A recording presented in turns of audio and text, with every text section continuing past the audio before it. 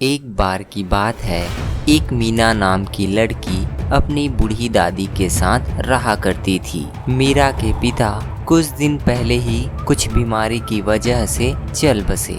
मीना के परिवार की आर्थिक स्थिति बिल्कुल भी ठीक नहीं थी। अब उनके परिवार में कमाने वाला कोई नहीं था। मीना की दादी को मीना की शादी की चिंता हमेशा सताती रहती थी और कहती थी, हम लोग इतना गरीब हैं कि मीना की शादी कर पाएंगे या नहीं, मीना की शादी होगी भी या नहीं। उसी गांव में एक संजय नाम का नशेड़ी व्यक्ति रहता था।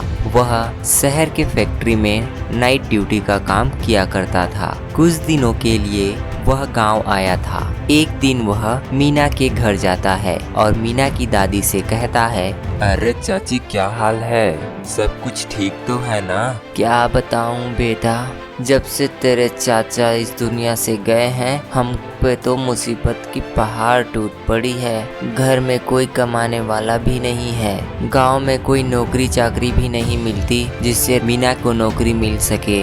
अरे चाची तुम चिंता मत करो, और गांव में कहाँ रोजगार मिलता है? रोजगार तो सिर्फ शहर में ही मिलेगा। जहाँ मैं काम करता हूँ ना, वहाँ बहुत सी औरतें भी काम करती हैं, तो मीना को भी।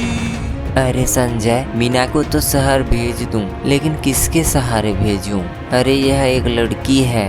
अरे चाची मैं हूँ ना, मीना मेरे साथ शहर जाएगी, और वैसे भी मैं भी तो इसी गांव का ही हूँ ना, तो डरने की कौन सी बात है। मीना की दादी संजय की बात मान लेती है और मीना को संजय के साथ शहर जॉब करने के लिए भेज देती है। मीना और संजय शहर में एक ही रूम में रहते हैं। एक हफ्ता गुजर जाने के बाद मीना संजय से कहती है, संजय एक हफ्ता गुजर चुका है, तुमने मुझे अभी तक जॉब में नहीं लगवाया है। देखो मीना, मैंने ठेकेदार साहब से बात की है, वह बोले हैं कि 1-2 हफ्ते बाद ही नौकरी की चांस मिलेगी। अभी बहुत से वर्कर काम कर रहे हैं फैक्ट्री में, तो नौकरी मिल पाना अभी मुश्किल है। अगले दिन संजय जानबूझकर जॉब में नहीं जाता है और घर में बैठकर ही शराब पीने लगता है। यह देखकर मीना कहती है, अरे संजय यह तुम क्या कर रहे हो? तुम घर में ही बैठकर शराब क्यों पी रहे हो? तू कौन होती है मुझे शराब पीने से रोकने वाली?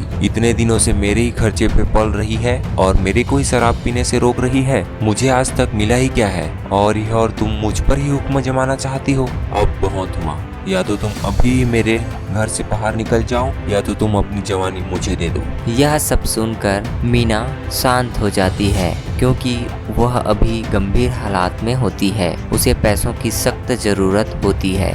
यदि मीना अभी जवाब दे देती तो संजय उसे घर से बाहर निकाल देता और वह बेचारी इस अनजान शहर में बिना पैसों के कहाँ भी जाती। मीना की खामोशी देखकर संजय उसे पकड़ने की कोशिश करता है। देखो मीना, मैं कोई बाहर का व्यक्ति नहीं हूँ, तुम्हारे गांव का ही व्यक्ति हूँ। मुझसे मिलन में कैसा डर?